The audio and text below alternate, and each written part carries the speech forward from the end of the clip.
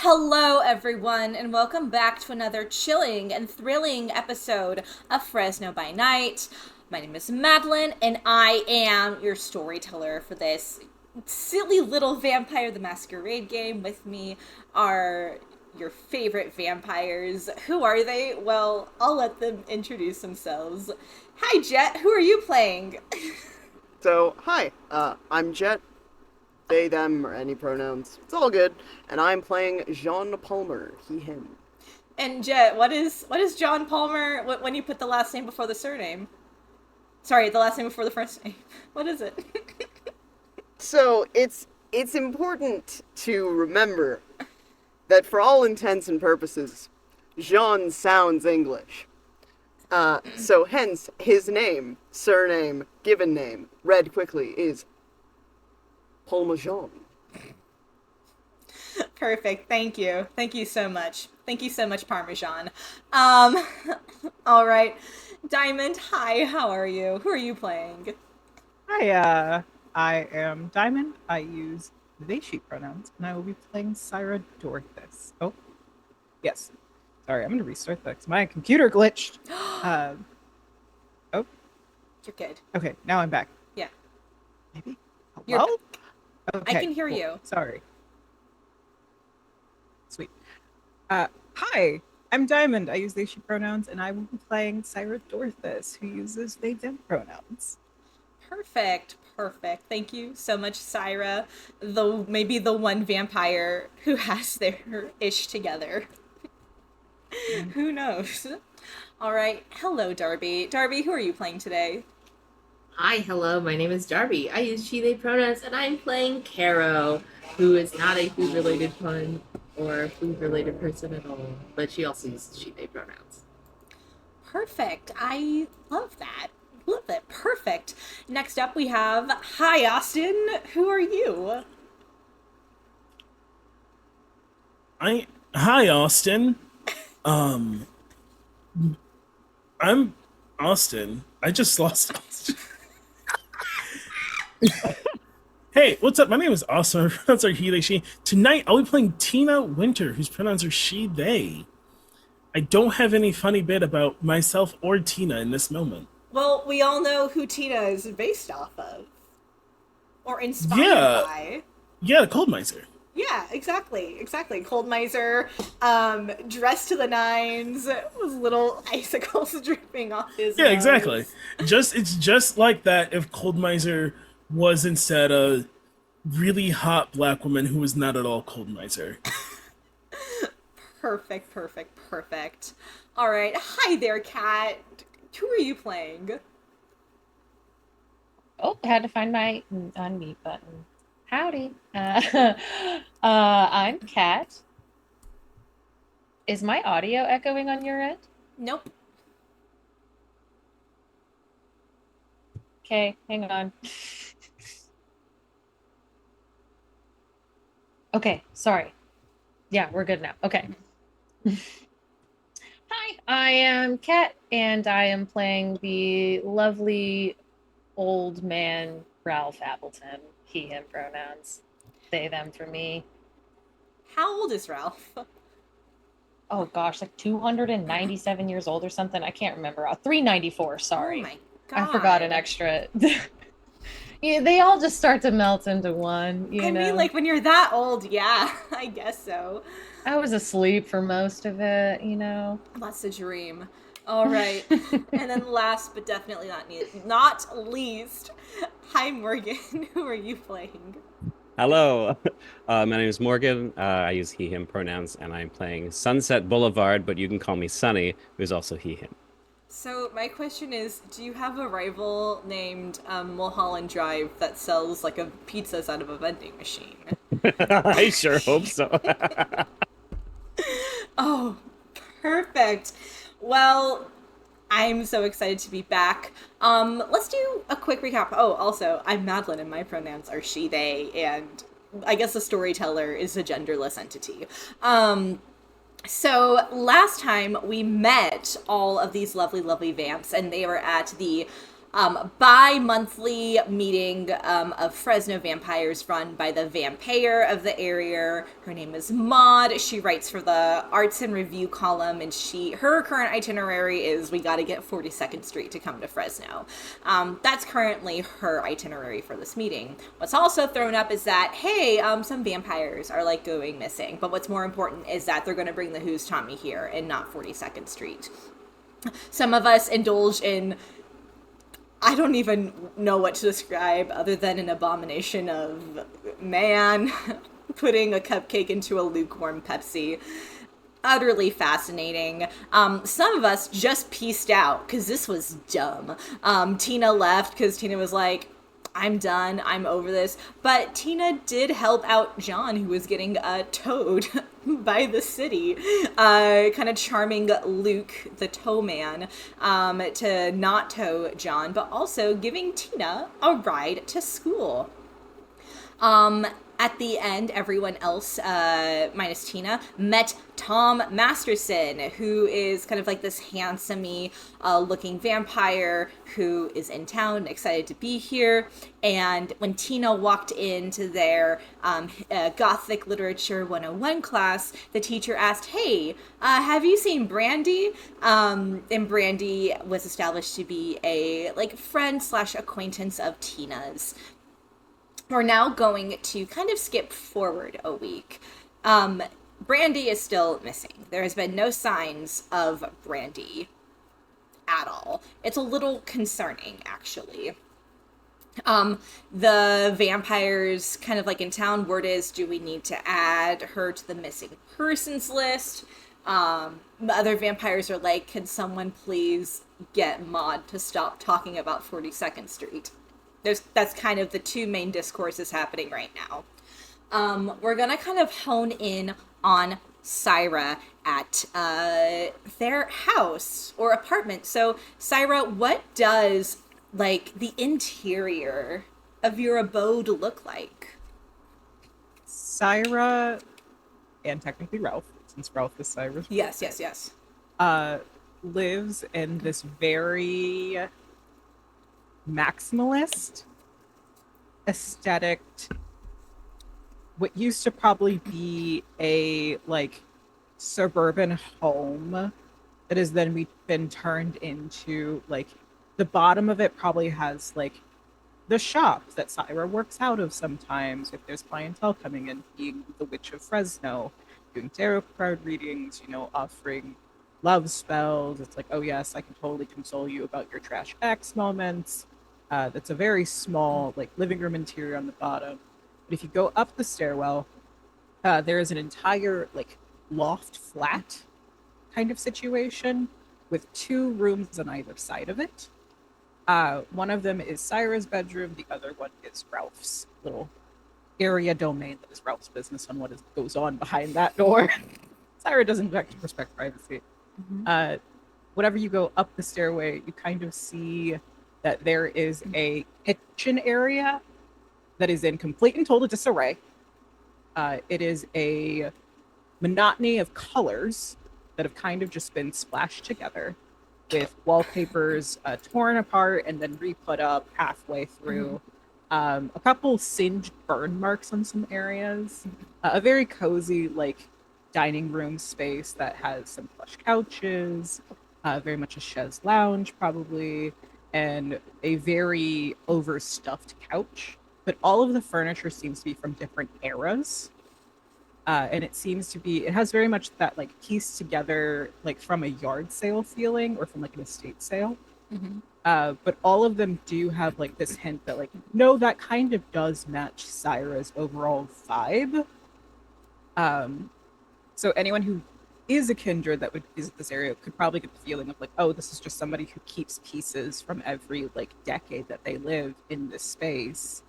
And it's the torn away wallpaper is probably from impromptu redecorating. Whenever you get kind of that vibe at 3 a.m.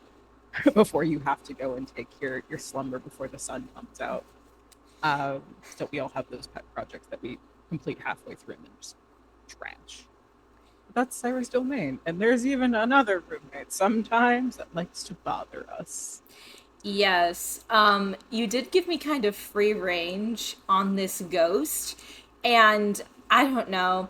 I think it would be very funny if this ghost was a teenage girl.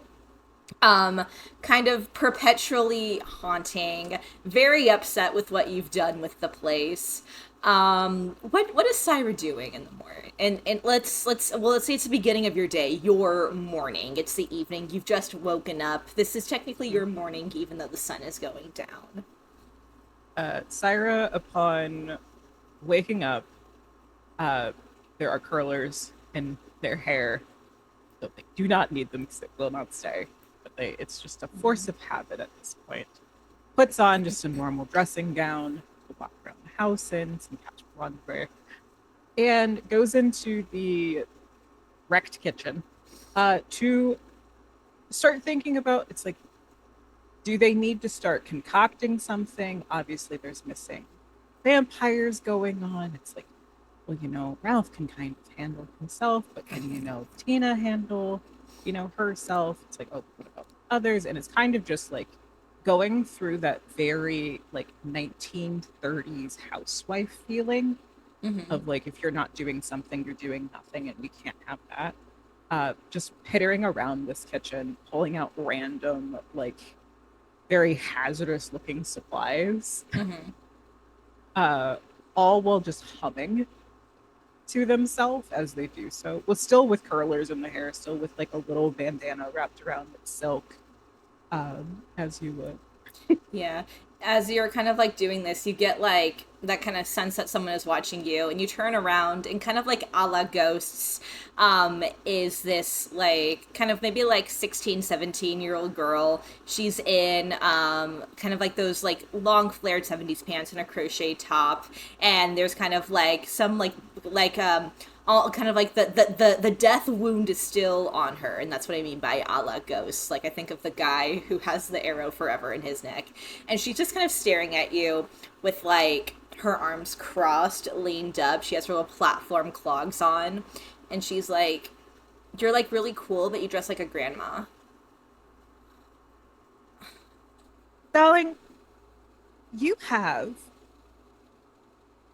a nice sense of fashion for whatever time period you come from, but your attitude is so much to be desired. You should really work on that in there. And she kind of goes, oh, you're just like my mom and my dad and or like, you gotta get a better attitude. And then she just kind of stomps out. But she's a ghost, so you can't hear anything. It's this strange, where you see like the legs going, and you would think a clomp, clomp, clomp from these big platform clogs. But there is none. And as she exits the room, you hear a knock at the door. Help! Into company, I suppose. And she will take down, they will take down the rollers very quickly and toss the kind of the head covering onto what is the very cluttered dining room table, straighten up their apparel, and go towards the door. Yeah. And open. When you open the door, you see another vampire outside. He is dressed to be in the ensemble of Newsies. He's kind of like very, like kind of lean, muscular. You know this as Goob, Goob. He is a vampire in town. He's kind of like a floater, a drifter, but you know Goob, because Goob will sometimes bring you like, hey, I found this herb on the street. I don't know what it is, but you might have use for it. So Goob just likes to drop off stuff at your house. But you see Goob has like a giant, like kind of comically large vintage suitcase and puts it down at your feet. Who? Yeah, so this is me kind of formally giving a goodbye. I'm skipping town. Where to then? Well, I was thinking Modesto. Going up north. Any reason why? All these vampires are going missing. It's freaking me out a little. I mean, it's fair, but I think going all the way Modesto is going to save you. Well, I thought going to Fresno was going to save me, and that didn't work. But maybe I'm just not going north enough. All right. Well, do you have money? Uh, well, I got $5, and that got me pretty far in 1908, so... Goob. What? Like, how much is it to, like, get a train? 50 cents? Goob. Oh. Come here. And Cyra just, like, takes Goob by the arm, pulls him inside, motions for him to grab his bag, and just makes him sit on the couch. Just stay there. Okay. I will grab you a few things. You are willfully unprepared. Like many in Fresno, it feels like. You give me what I could only imagine would possibly be indigestion if I could have that be more. And she is going, they're going to very quickly go and grab probably about maybe like the equivalent of what would be maybe like $150 Okay. in like cash. Oh, sick. And just shove that into the suitcase. Like, find a pair of socks, shove that into the pair of socks, and shove that back into the suitcase, and pat Goob on the head. You pat him on his little newsy cap and goes, "Oh, shucks, Cyra. That's why I came to say you were always my favorite." As I should be. Well, I'll try to take care of you. Oh. Well, hey, maybe you could come with me, go up north together. Wow, that seems like a very entertaining venture possibility. I need to take care of Ralph. Oh, yeah. Ralph's still alive? Good for Ralph. Well, I mean, like, alive in the way that, like, we're still alive as vampires. Yes. That will not change. Well, you never know. I expected him to maybe, like, trip and fall and accidentally, stake himself, so... Let's hope not. Let's hope not. Goob, you have a very Sugar, you have a very safe trip. Why, thank you, Cyra. Give Ralph my regards. And then he kind of leans in and goes, "You're really lucky, You have, like, a nice kind of solid group of friends. I never really planted roots when I came here. And I don't know. Maybe the fact that you kind of have, like, a strong friend group sticking together, you'll probably be fine." Hopefully. I mean, they've all got their talents and capabilities. I'm just here to make sure none of those things end up having them fall into a stake. And that's what we're all trying to do. And he pulls you into a big hug, and he goes, "Well, time to go to the next big city. Is Paperboy still a job, or am I gonna have to do something else?" 10 years ago, about the easiest traveling job to get was being a roadie. Oh. Like, you go on the road? With usually a musical act of some sort, or Oh, like a traveling vaudeville brigade. tour. Sort of. Music's a little different now, darling. It's a little more jumpy. Oh, sure, I'll be able... You know what? I think I can adapt to this new sound that everyone's listening to. Just try to show them how strong you are. Show them how quick you are, just in the normal means. And just tell them that you don't do well in the sunlight. Perfect. Well, I hope you have a lovely rest of your day, month, undead life, and who knows, maybe our paths will cross again. I look forward to that too. And with that, he turns on his heel, goes out the door, little suitcase in hand, and he closes it. Kind of after this interaction with Goob, how are you feeling? They're just kind of sighs, and they just kind of understand it's like, yes, you will probably meet an very unfortunate fate, or they will idiotically stumble themselves into a continued unlife. And that is Yeah. what Cyra is hoping for. Yep. Yep. We're all hoping for that too. Ralph, you're also kind of living under this roof. What does Ralph's morning look like?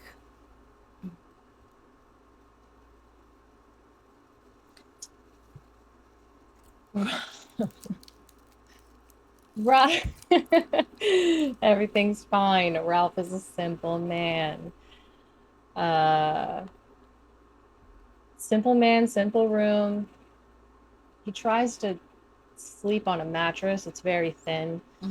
And he's only got one thing on his wall, and it's a Mad Max poster. A lot of, like a lot of tough inspiration there for a fighter. And Ralph is one of those. I personally, Kat, am not like this. Ralph is one of those people that just opens his eyes and he's awake. He sits up, he's ready to go. He knows I've got Cyra out there to go say hi to, because they're always up before I am. So, simple man, I walk out. You walk out just as the door slams and Goob leaves.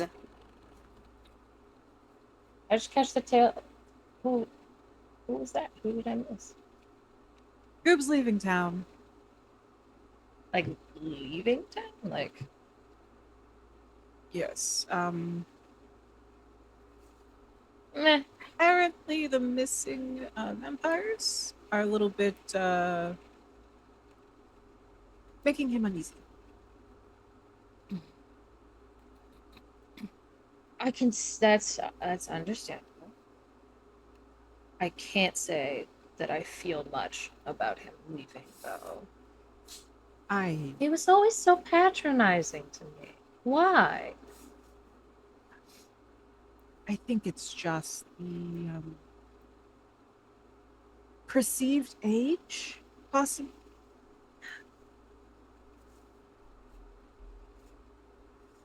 Don't even get me started. Fine. Okay. It's fine. I have a present for you. Oh. If there was light in Ralph's eyes, it would have just lit up. And Cyra will go to the not functioning oven, and they will pull out a box of donuts.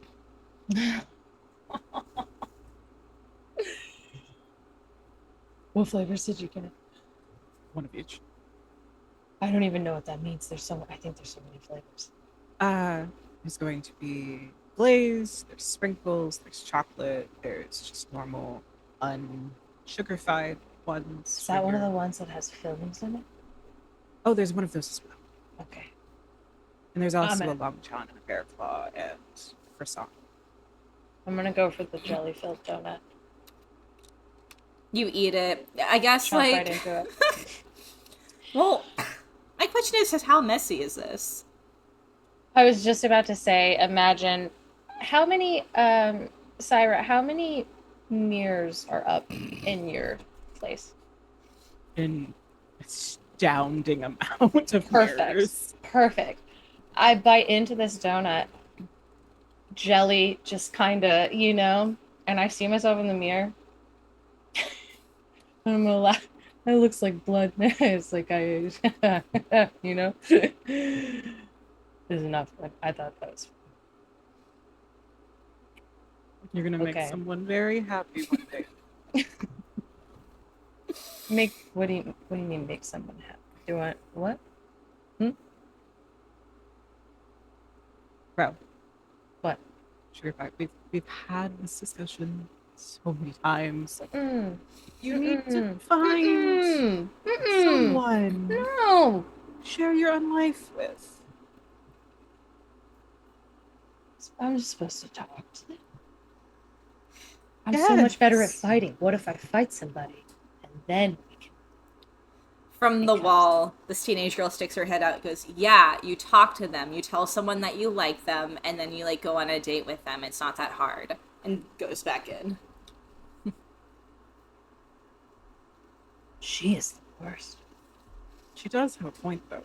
Okay. You know what? I'm gonna take this left down. Thank you so very much. I'm gonna go sit down on the couch. Take the whole Nice. box. Whole box. Okay. I can't eat these. If you want me to get rid of me from your place, you could just tell me that. I do not want to get rid of you, Ralph. I do not want you to end up a spinster. Like me.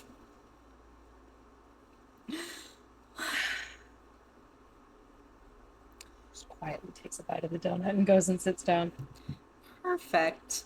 We're gonna kind of jump cut and we're gonna focus in a little on Caro and Sunny. Sunny, the reason I'm putting you here is because I think the hospital is a great place to put a hot dog vending machine. or the mortuaries is a great place to put the hot dog vending machine. In the Yep. thralls of grief, there's nothing better than a warm dog. Totally agree. You know, when you said therapy dogs, this is not what I thought you meant. I mean, like I was saying the other day, it's just the worse you feel, the better they taste.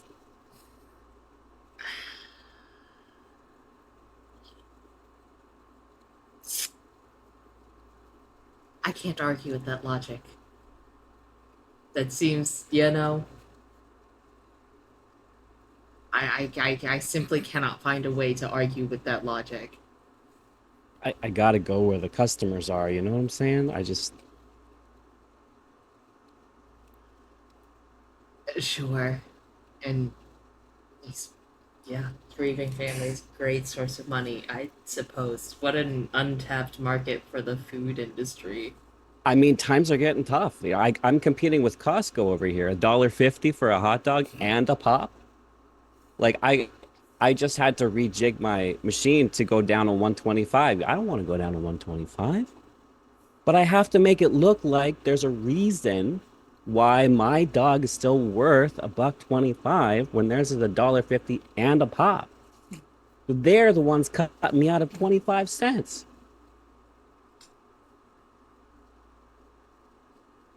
Yeah. I could see that being. Everybody's got to make sacrifices. That's what I'm trying to say. Sure. Sacrifices. Speaking of which, are you hungry? You know, I think I'm good. Caro's just gonna hold up like a sippy cup and just like sloosh it. Yes. Does this sippy cup say anything? It says like organ juice. Perfect. With like a heart. It's Yeah, just with like the heart. Wait, anatomically correct though. Heart. anatomically Yeah. correct heart. Yes. So, Sunny, as you are setting up your hot dog machine, you kind of feel something on the back, kind of like a little slip of paper, something that isn't there, that hasn't been there before. Oh, sweet. I got a waiting list. They must have been like trying to check out hot dogs and I'd run out the night before. So like I've got people like there's no addresses here. I thought maybe they'd like they're trying to like hoping for delivery or something, I guess. But Sorry, what does it say?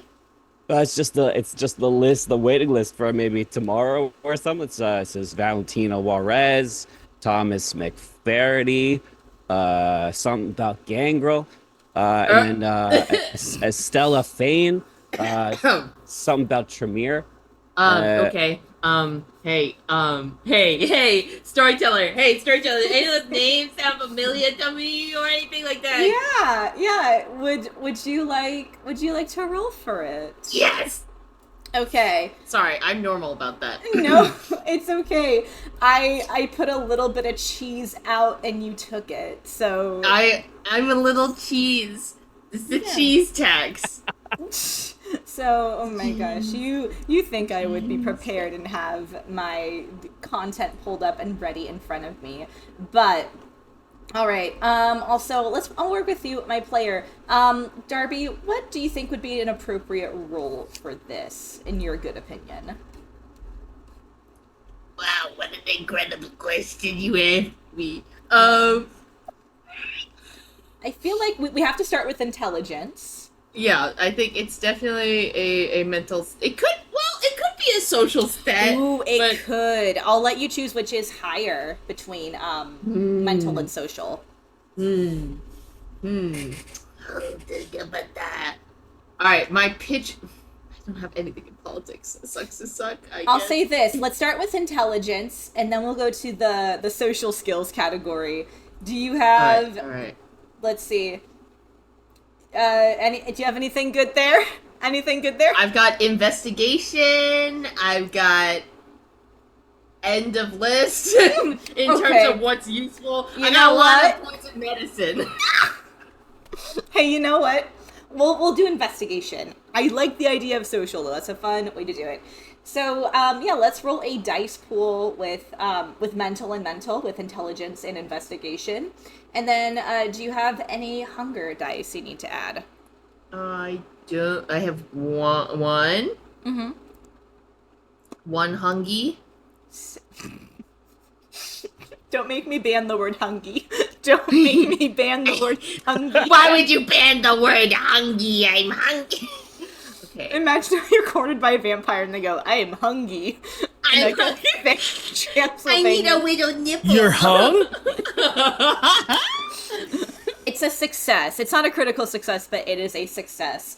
So, here's the thing about the medical world. You have access to a lot of paperwork and a lot of hot gossip from nurses, because nurses love to gossip. So, you know that all of these names are of various vampires, specifically the vampires who have gone missing. In our town or in Los Angeles. In Los Angeles. Ooh, in Los Angeles. And it has their clans too? Yes, it has it has their clans too. Someone has been keeping tabs. And this is just behind the hot dog machine? Yeah, it's just behind the hot dog machine. Sonny, I hate to be the bearer of bad news. This is unfortunately not a wait list for hot dogs. I will entertain the possibility, but I'm pretty sure. This is a list of the people, the kindred who went missing in LA, and their clans. Do you not know what the word Tremere? Do you not know the clan names? I just figured they were like districts. No. You know, like they want some hot dogs delivered to Tremere somewhere. No. Sonny, no. Not. No. Do you know these used to be called press and peels in like 1977, and then they rebranded them as Post-it notes, and they became wildly popular? That is extremely fascinating. Why? Why right now? I think when things get heavy, I get quizzy. All right, heard, understood. Is there a camera in this hallway? Like a CCTV? Yeah. Mm-hmm. Yeah, there is a CCTV. Okay. Mm-hmm. Do I have the one that makes me invisible? No. Try. Sonny, you and I, we're gonna go on a trip. We're going on a field trip. We're gonna go to the security office. Oh, we're gonna do investigative stuff? Yep. Because someone left this list behind your hot dog vending machine. sometime between now and the last time you were here. So we should probably go see if we can find out who that is, right? Right. I think that. Okay, all right, cool. Okay, I'm in, I'm down, but I'm gonna be blank and you can be blank, okay? What's the 1980s equivalent of like a pair of like, yeah, buddy cops? When did Oh. Turner and Hooch come out? 1 second. No, what's Cagney and Lacey? No, Are we- 1989. Damn it! Let's Oh, see. Cagney and Lacey's 1980 duos. Hall and Oates. We haven't Sonny spoken and enough. Cher. Sonny and Cher. Sonny and Cher. Sunny and Cher. Yeah, you're like, I'm Cher, you're Sonny. I'm like, Yeah. that's good. Yeah, all right, sweet. Okay, but you're Sunny, I'm Cher. Okay.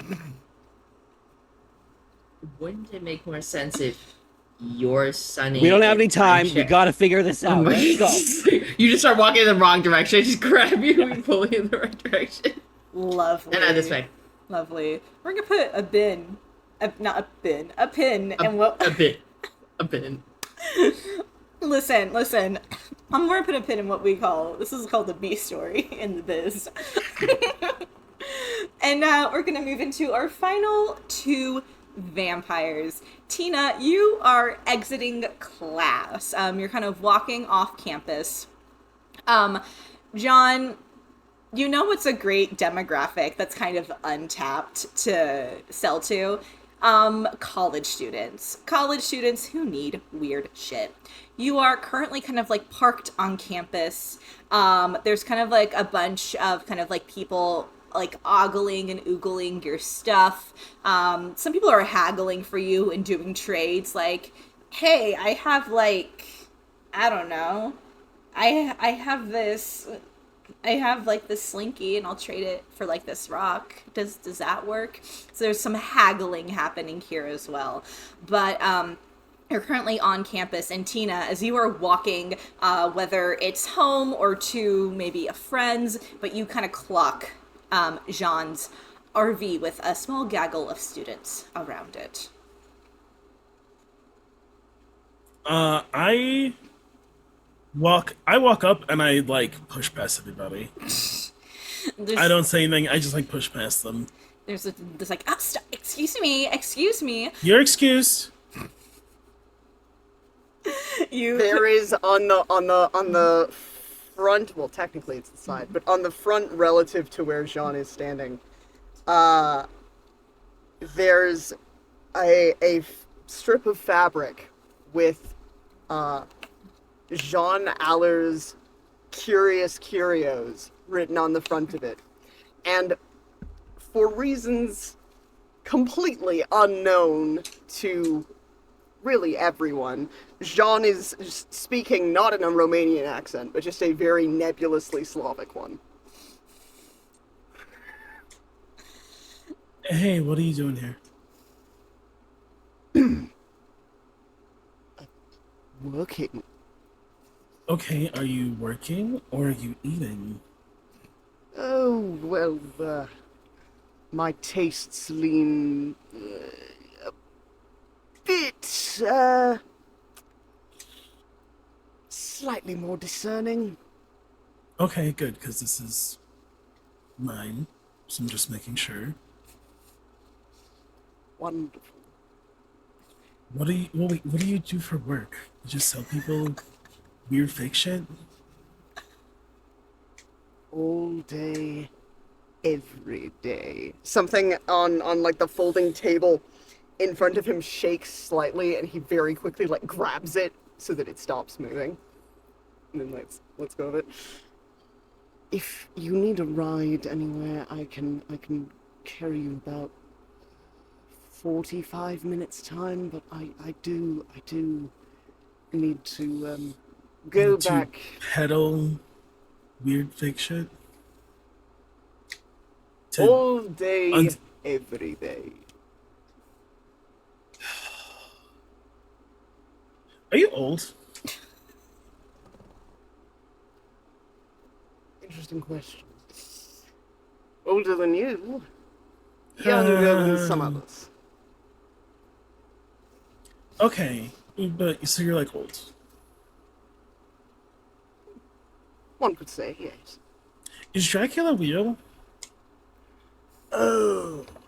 Well, yes. We've Okay. never made the acquaintance, and I'd like to keep it that way, but... Oh, is he like an asshole? Well, he's thankfully very far away. So he's an asshole. Okay. You know why? I just wanted to. I'd like it'd be cool to interview him for my Gothic lit class or something. I don't know. Oh, well, you Pretend he's like a historian on the subjects.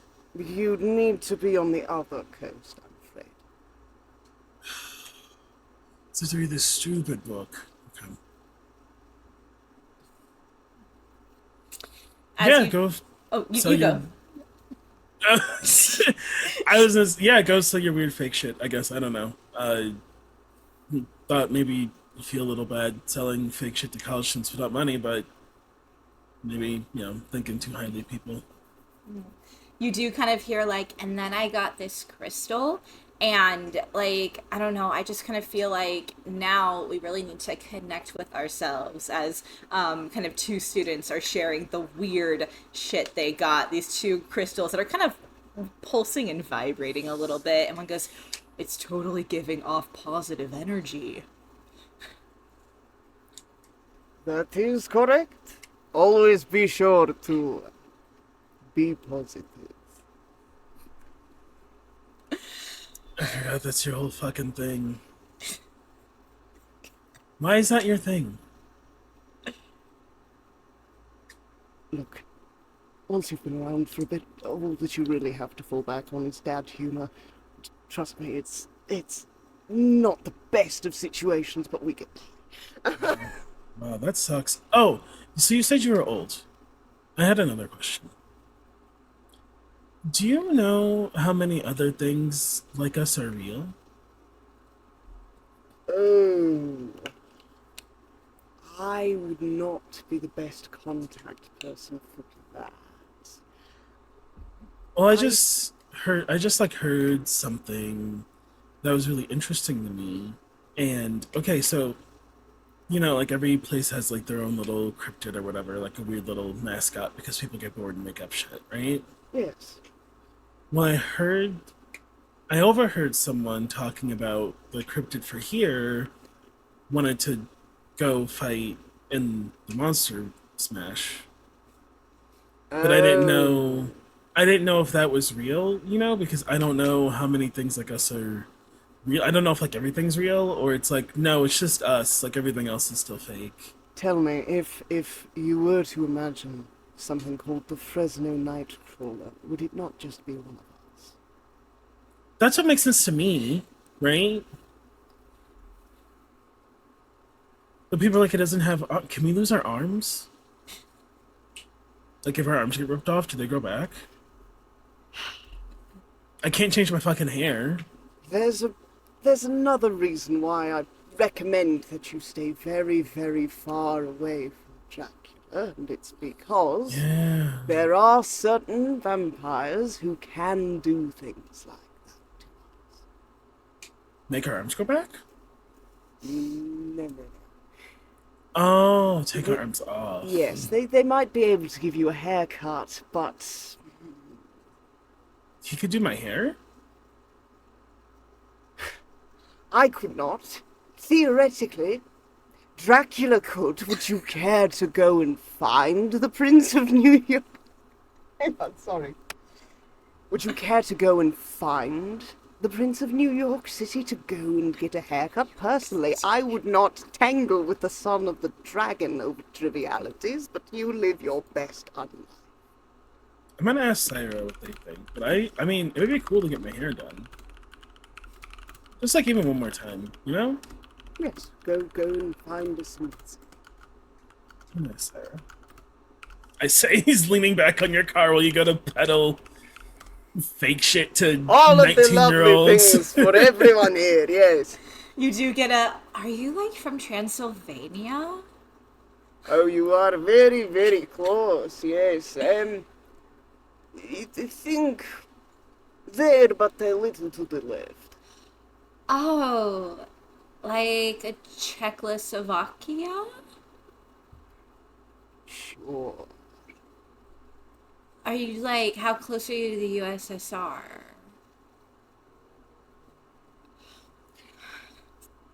Give me a map and about 25 seconds and I can point to exactly where I am from in the country of Romania.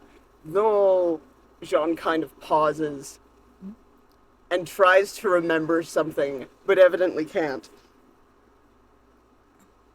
You know, perhaps it is for another time.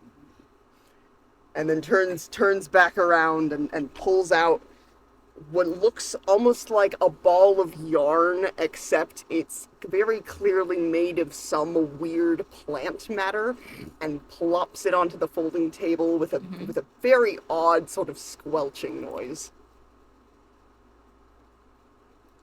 Oh, what's that? Well, you know, the out of universe question. Yeah. Do chia pets exist yet? Let's see.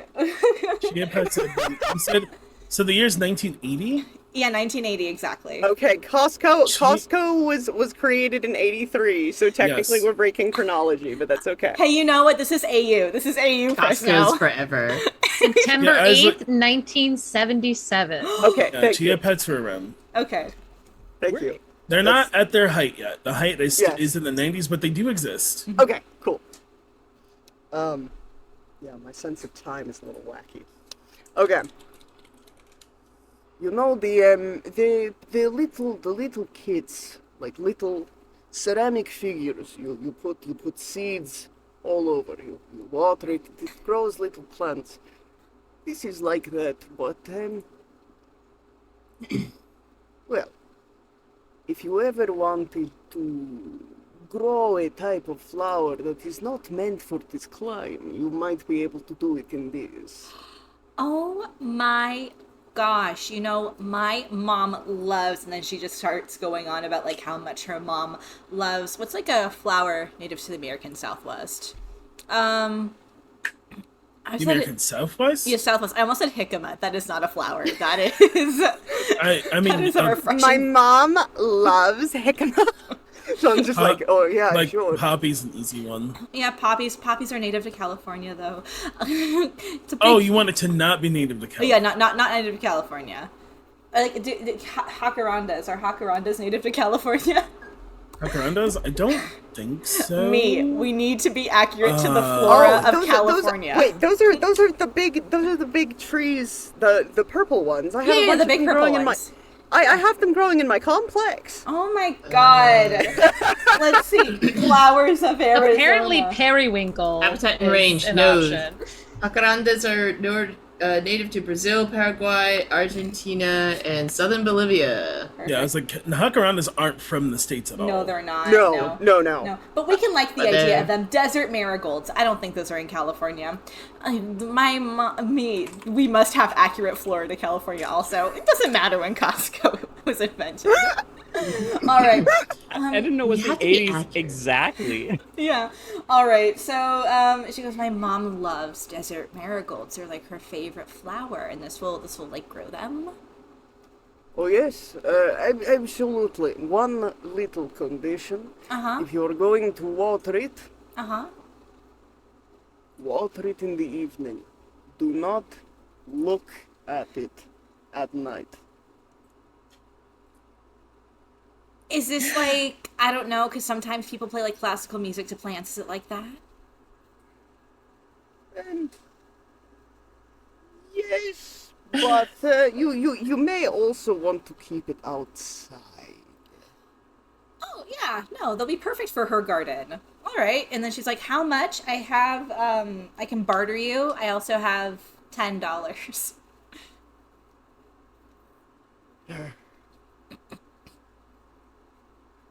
What do you have to trade?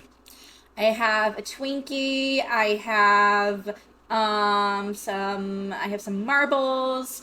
I have flowers in the attic. I have I walk over to Yeah. this little arrangement. uh-huh. Are you like busy later? Me? Yeah. No, not really. Why? Hi. How can I help you? I look at John. Remember how you owe me one? Yes, I do. Give her the flower. All right. Reminder: water in the evening, leave alone outside at night. And don't look at it when you water it. Yes. Oh, perfect. I have a lot of questions about what you're selling people at my university, but I look back at this person. I was wondering if maybe you'd like to get a bite to eat? Oh my gosh, yes, I would love to. You look super familiar. Are we in the same Gothic literature class? I take off my glasses. I have the look of someone hungover. Yeah, I think so. We could talk about that, or we should go. You can get a bite. We have a lot to talk about while having this bite, and then you can make some decisions. How you like to spend your evening? Okay, perfect. Oh, I'm Donna, by the way. Oh yeah, Tina. Lovely. Well, let's go. And you know what? Dinner's on me. Thank you. My mom's gonna love this. And I'm Jean sure. pulls out a weird it looks like a grocery bag, but it's vaguely discolored, and picks up the very wet plant ball thing, and once again just sort of lets it fall in there, and it once more goes and passes it across to Donna. Donna, 1 second. I will meet up with you in one. You go over there. Okay, cool, yeah. I take my glasses and I point them at John's chest. What the fuck are you selling to normal people? What is that? Oh, it's well, okay. So, what's inside there is well, whatever you plant in it. Technically, the contents absorb it and then create illusory duplicates.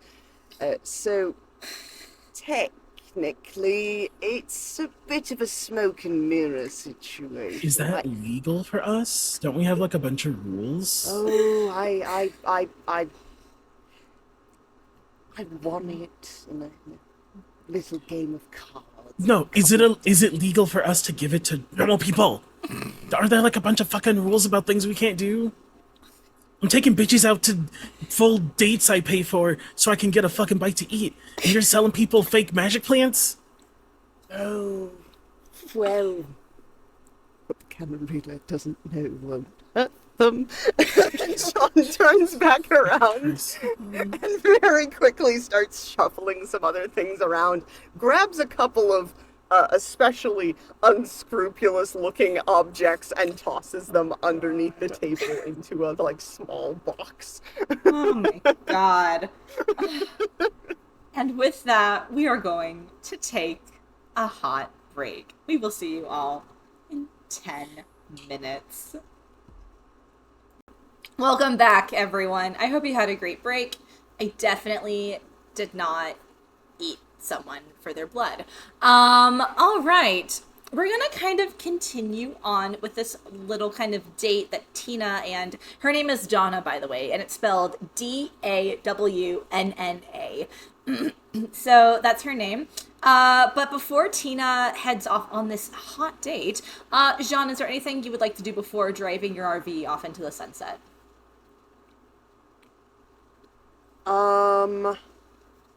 I think the last thing I would like to do as I'm sort of packing everything up is pull out my own tiny pad of mini post-it notes, and taking a strangely mangled looking pencil, as if something's been chewing on it, but definitely not like vampire teeth or human teeth. Just write in all caps, "Remind Sonny," and stick it on the dashboard. Perfect. Amazing. So, Tina, you and Donna kind of roll up at like a diner. It's a very kind of common college joint. And Donna's kind of been talking your ear off for the past hour. Donna's interests include music, classic literature, and crochet. And she's just kind of been talking about those three different things. And then she kind of stops and goes, I'm so sorry, I'm so rude. I haven't asked you anything about you. Like, what are you into? Girls. You know what? I love how forward you are. Like, yes. Yes. Mm-hmm. I also, the arcade is cool. Oh my gosh, I love the arcade. But like, back to the girls thing, is this a date? Yeah. Yeah. I thought that was clear. I'm sorry. No, it's okay. Sometimes I just, need a little clarification. Oh yeah, it's super a date. Yeah. Oh. I have intentions to go home with you. Hell, I just should have crocheted a cuter top for this occasion. No, it's really okay. You look great. Oh, no, thank you. You look great too. Thanks.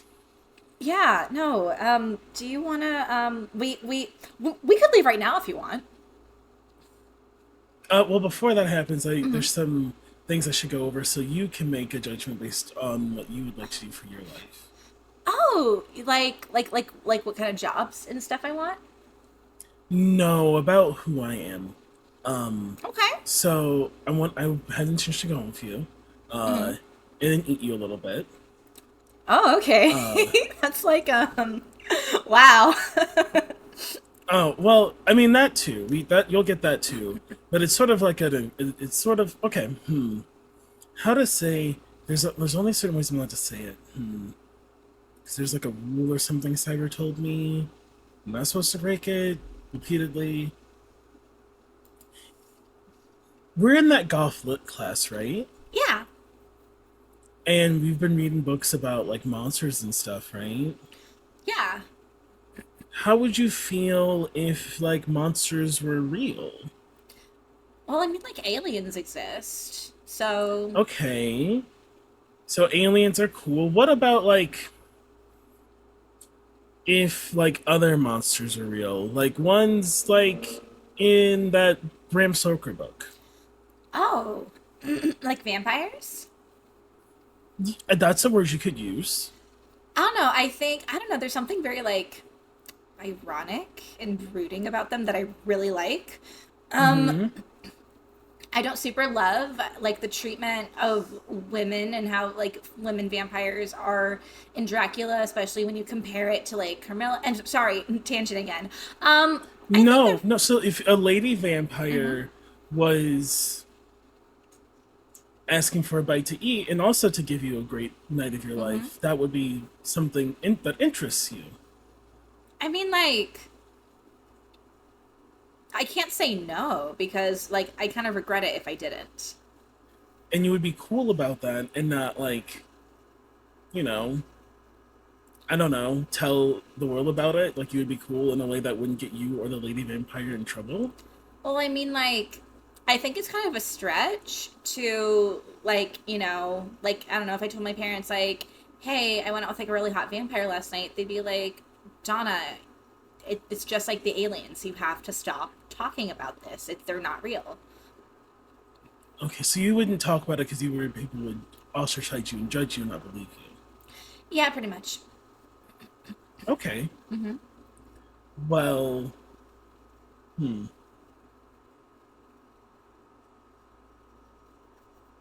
I just look at her and smile and, like, pop my teeth. Oh, that's so cool. And she's like, this is the coolest thing I've ever seen. So, with that information you've now been given, would you still like to leave right now? Yes, I would actually. We should leave faster, I think. Okay. Yeah. And as you two are walking out, you kind of like get this like prickly feeling that someone is looking at you. And as you turn around, you see like you see a guy and a girl kind of sitting in a back booth.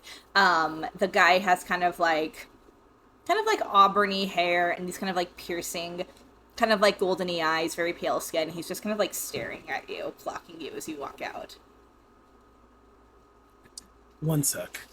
I say to Donna. Okay. I walk over to him. You had a fucking problem? He just kind of leans back and goes, I find you interesting, is all. And I lean in closer. Mm-hmm. Use your words. I said you have a fucking problem. It's a yes or no question, pretty I boy. know. I'm thinking. I think the answer is no. Okay. Well then, I suggest you mind your fucking business. And have a pleasant evening. He goes, you as well. I walk out. You walk out, and you are, I'll say this, you are fed, Tina, in more ways than one. You are fed in more ways than one. More importantly, I have somewhere to sleep tonight. Yeah, actually, and Donna offers you, like, the bed to sleep with her. Incredible. Yeah. I let her know if she does not have light canceling curtains, she will need to go get some before she goes to sleep. Okay. Donna's happy to I'm like oblige. that part is very real. Yeah, Donna's like, this is the happiest night of my life. With that, we're gonna cut to Caro and Sunny. You are kind of like, Caro, are you following up on the CCTV lead?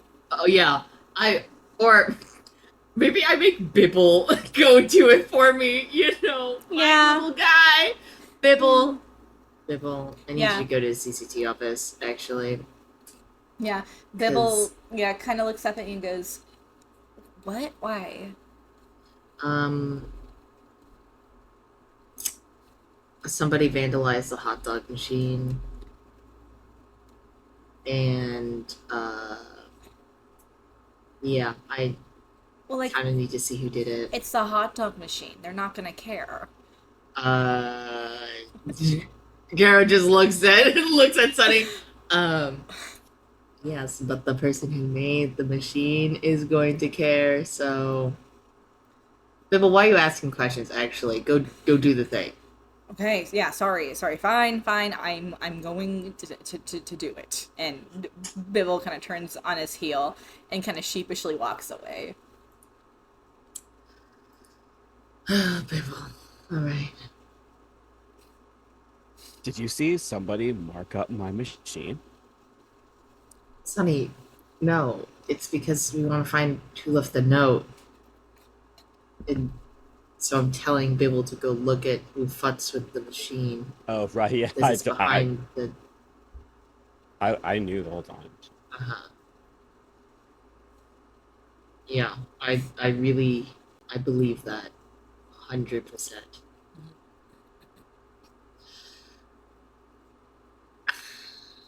These are all people kindred who went missing in LA, Yeah. and we have a new... Kara knows there's a new doctor in town, eh? Yeah, Kara knows there's a new doctor in town. You know, Sunny, we should, somebody here we should, like... While Bibble's doing that, somebody we should talk to, I think. There's a new kindred in town, who works in this hospital. Somebody you should introduce to your hot dogs, really.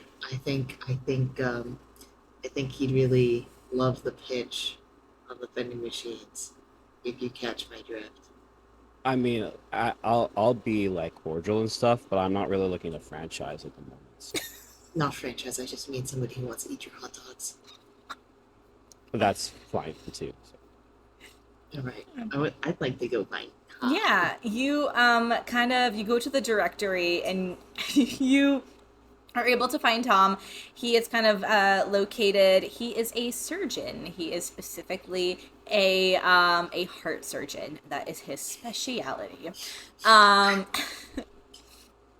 Yeah. So with that, you kind of find where his office is located. The door is kind of like cracked open if you want to like poke inside, or if you want to knock and be polite. No, I'm just gonna push my way in. Just like You push your way in and no one is there, but this is a very like clean and empty office. Like someone is here, obviously, but it's like kind of disturbingly very, very, very clean. Interesting. Does he leave post-it notes on his desk? There are other post-it notes on his desk. No, do you want to look at his desk? Yes. I would love to look at his desk. You go to his desk and you see that there are two kind of like ornate envelopes addressed to you and Sunny. Excuse me? Yeah. What? Okay. All right. Sunny. Just like, I have a letter around here. No. This is addressed to you. Are you sure it's not addressed to you? Because right now you're Sunny and I'm Cher.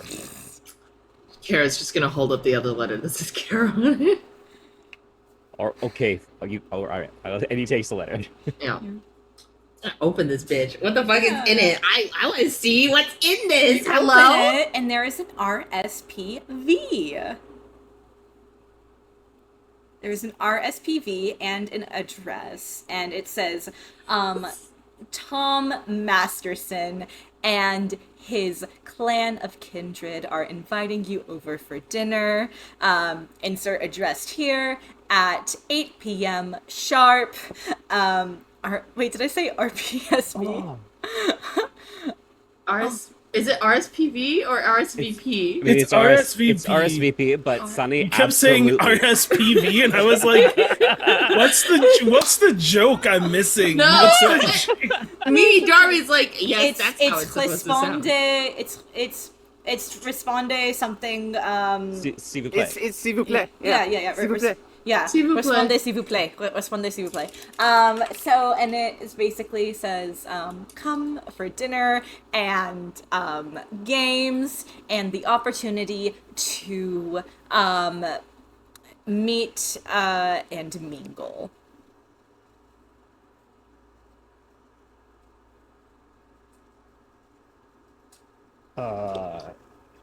Is mine the same as yours?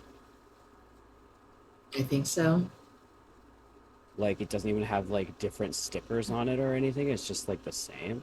No, I know. I think he, like, just wrote our names. It's, like, barely personalized? I don't know about this. Like, I mean, there's a lot of things. I mean, I really feel like, why us in particular? Why is it on his? there's not other ones, right? There's just the two of us? Yeah, I'm just like, do I see any other letters? Do you like rifle through his desk? A little bit, yeah. Oh, Sonny, go close the door real quick. Closes the door. I'd say like rifling through his desk, you find like you find a to-do list, and it's like, you know, kind of like basic things, and then you do see kind of like send invitations. So invitations is plural. I think he might be inviting more people. His invitations plural on here. Yep. Listen, if you're gonna go, then yeah, okay, sure, fine, I'll go. But if you're not gonna go, then I don't think I'm gonna go. Oh, definitely gonna go. Could I do a quick sense the unseen here? Yeah, you real are. quick? Yeah, you can. Let's have that be the last thing you do. But yeah, sense the unseen. All right. For the audience at home, for information, what do we have to roll for sense the unseen, Diamond? Sense the unseen is an aspects discipline. For sense the unseen, the sense of a vampire becomes attuned to dimensions beyond the mundane, allowing the sense otherwise hidden things from the naked eye. This is a cost-free roll, so you do not have to roll a rouse check to use it.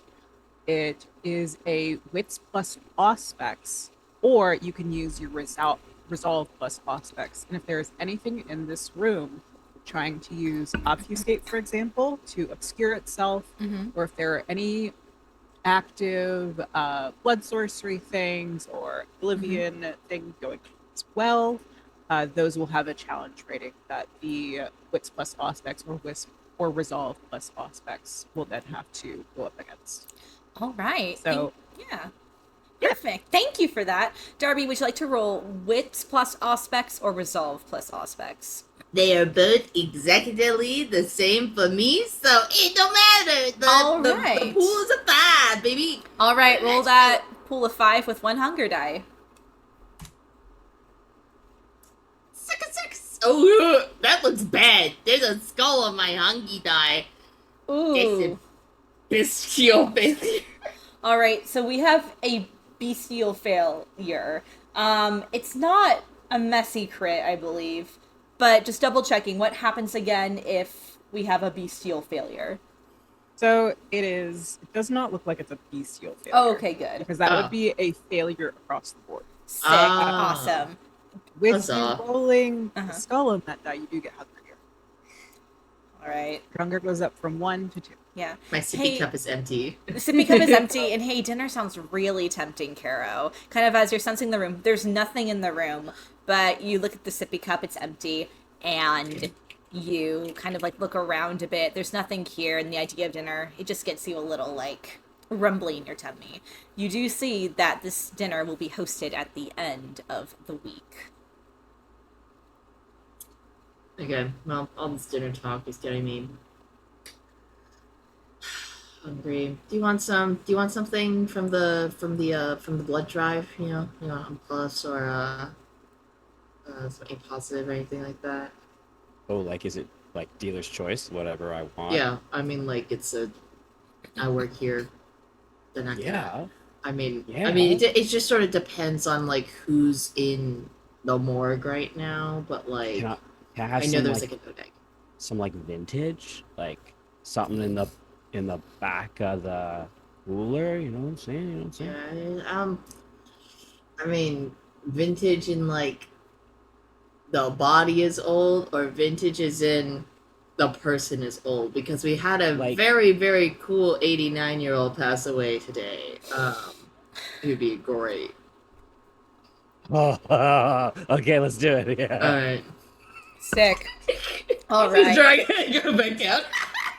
You two go get a little midnight snack, and we're gonna kind of pop back over for our final scene with Cyra at Cyra and Ralph's residence. You do get a knock at the door again. Both Ralph and Cyra do hear this knock. You want me to answer it? I can answer it. Do you want to practice your manners? That's and why I offered socializing? to answer it. I'm so proud of you.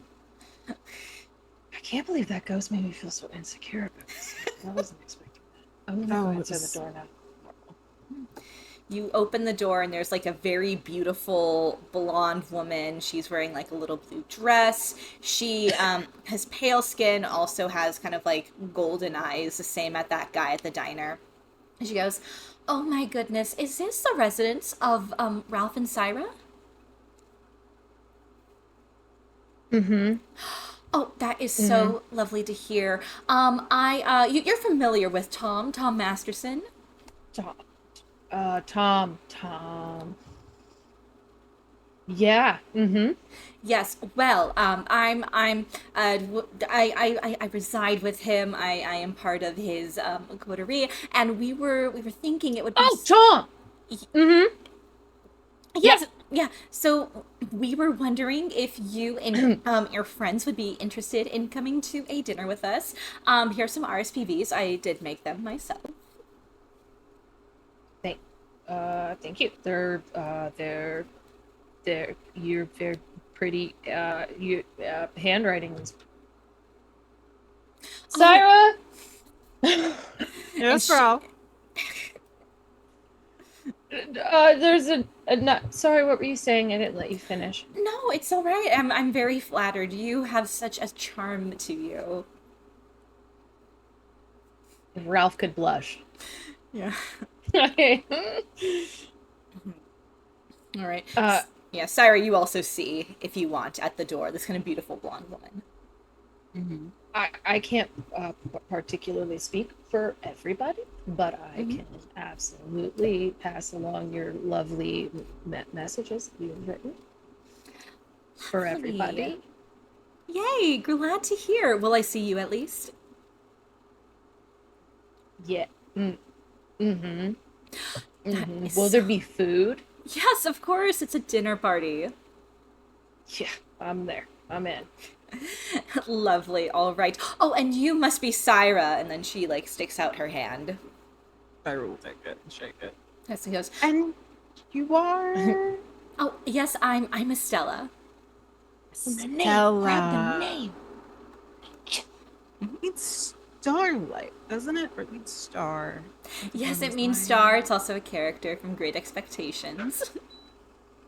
Got you. All right. I have something for you. Yes. Matches perfectly with something I was thinking of working on. And Cyra will quickly go to the kitchen. We'll open a drawer, and there's just like heaps and piles of random tarot cards that do not have their full deck anymore. Yeah. Cyra will pull out the tarot card for the star and give it to her. Oh my gosh, this is so sweet of you. I'm gonna go put this in my memories box when I get home. I am just so happy to meet other people in Fresno. You all just seem like such a wonderful, wonderful crowd. I really, really hope that we see you there. Are you not from Fresno, then? No, I'm not. I just moved here with Tom. From I moved from Los Angeles. Los Angeles. How you miss it? Well, we will certainly try to make sure you guys feel welcome in our little kindred community and such. But if you ever want to drop by and have me maybe read your cards, if you need maybe a love token or something made, bring that card with you. Oh, thank you so much. Oh, this is going to be such an amazing dinner party. And then she turns on her heel, and that is where we're going to end tonight's episode. Yippee!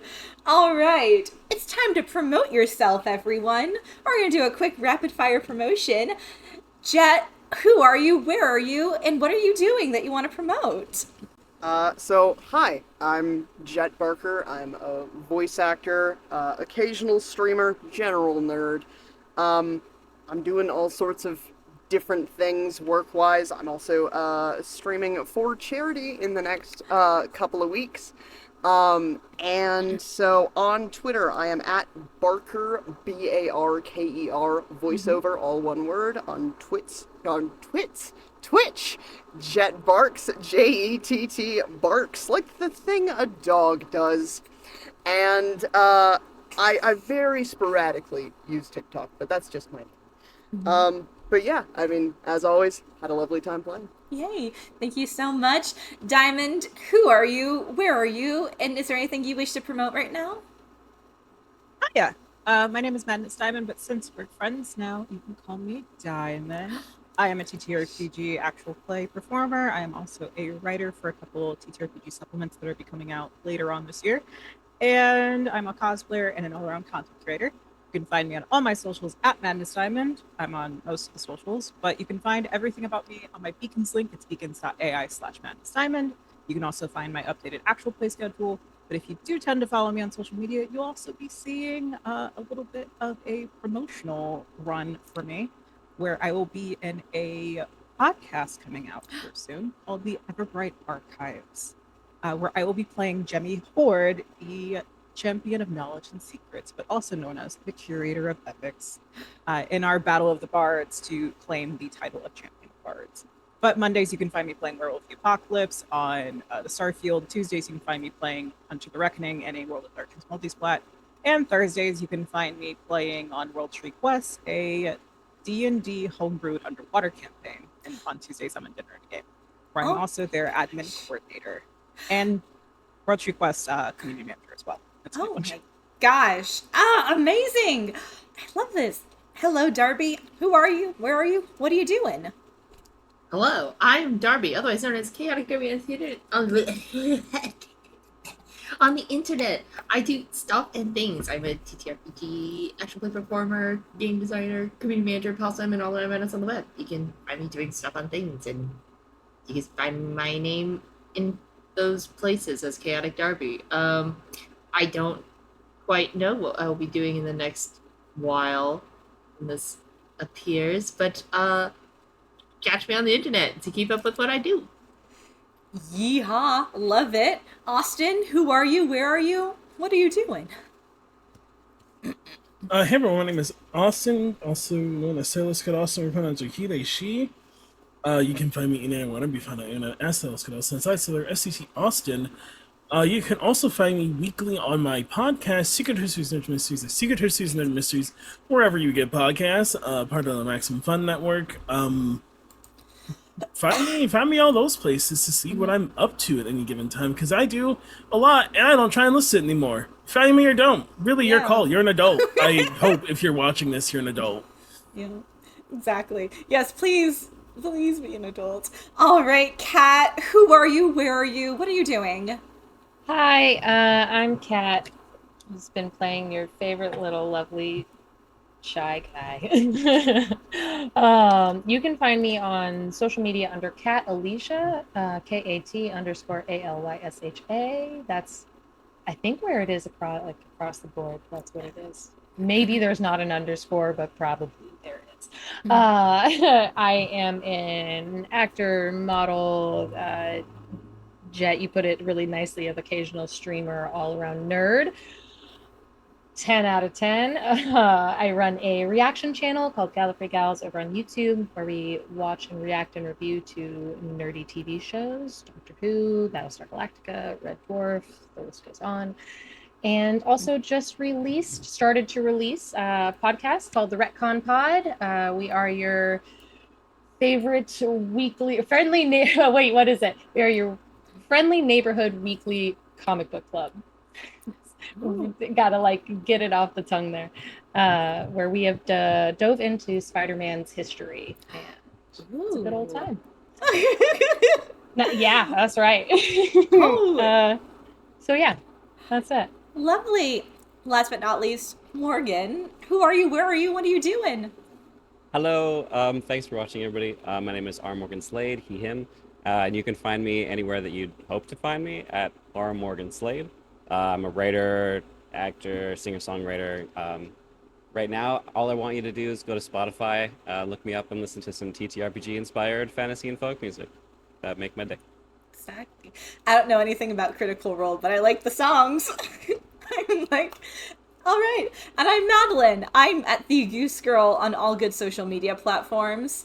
Right now, the only thing I'm promoting is The Mummy on Dice Times, where I play Philomena Clark, who is definitely not, I realized, a play on Philomena Kunk.